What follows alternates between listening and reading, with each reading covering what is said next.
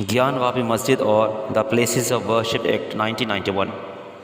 मैं हूं मोहम्मद नासिर और आप देख रहे हैं चैनल गुलदस्ता मालूमात। आज की इस वीडियो में दोस्तों मैं आपको ज्ञान वापी मस्जिद और the places of worship act 1991 के बारे में बताऊंगा। वीडियो शुरू करने से पहले मेरी आप लोगों से दरख्वास्त है, चैनल गुलदस्ता मालूमात को सब्सक्राइब करें और बेल आइकन को ज़रूर दबाएँ। The places of worship act 1991 इबादतगाहों को बदले जाने से रोकता है। इस एक्ट के मुताबिक 15 अगस्त 1947 को जो इबादतगाहें जिस शक्ल में थीं और उनका वो रूप बरकरार रहेगा, यानी आज़ादी के वक्त अगर कोई मस्जिद थी तो बाद में उसको बदलकर मंदिर या चर्च या गुरुद्वारा नहीं किया जा सकता।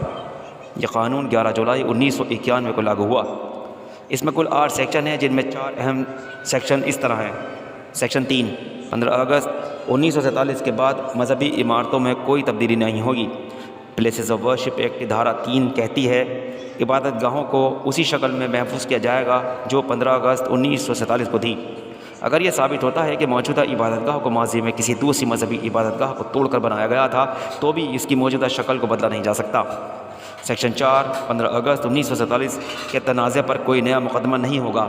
1947 को मौजूद किसी भी इबादतगाह की मजहबी शक्ल को बदलने के लिए किसी भी अदालत में पेंडिंग कोई भी मुकदमा या कानूनी कार्रवाई ख़त्म हो जाएगी और कोई नया मुकदमा या कानूनी कार्रवाई शुरू नहीं की जाएगी। अगर इबादतगाह में बदलाव 15 अगस्त 1947 के बाद हुआ है तो ऐसे में कानूनी कार्रवाई की जा सकती है। Section 5, the places of worship act 1991 का कोई भी क्लोज अयोध्या के राम जन्मभूमि बाबरी मस्जिद के तनाज़े पर लागू नहीं होगा। सेक्शन 6, अगर कोई इंसान इस एक्ट की सेक्शन 3 की मुखालफत करता है तो उसे 3 साल तक की सज़ा और जुर्माना भरना पड़ सकता है। अब सवाल ये उठता है कि 1991 में नरसिम्हा राव सरकार को ऐसा कानून लाने की क्यों ज़रूरत पड़ी। 1984 में पहली बार हुई धर्म संसद में हिंदू पक्ष को अयोध्या, काशी और मथुरा पर दावा करने को कहा गया। इसके बाद से बीजेपी ने अयोध्या में राम मंदिर, बाबरी मस्जिद तनाज़े को सियासी रंग देना शुरू कर दिया। बीजेपी की हिमायत वाली मरकज़ की वीपी सरकार गिर गई।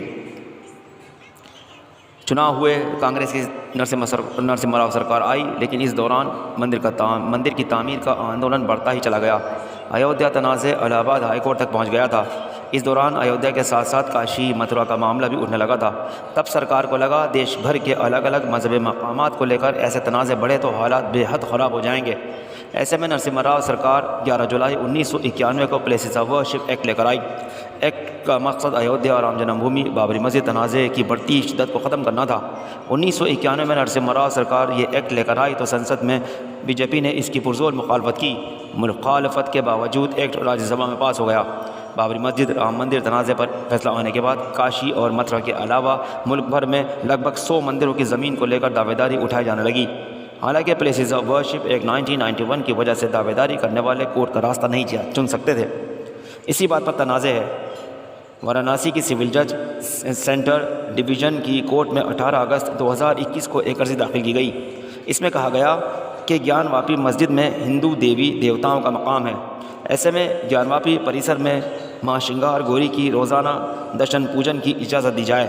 माँ श्रृंगार गौरी का मंदिर ज्ञान वापी के पिछले हिस्से में है।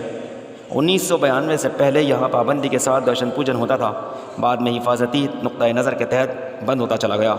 अभी साल में एक दिन चैत्र नवरात्र पर श्रृंगार गौरी के दर्शन पूजन की इजाज़त होती है।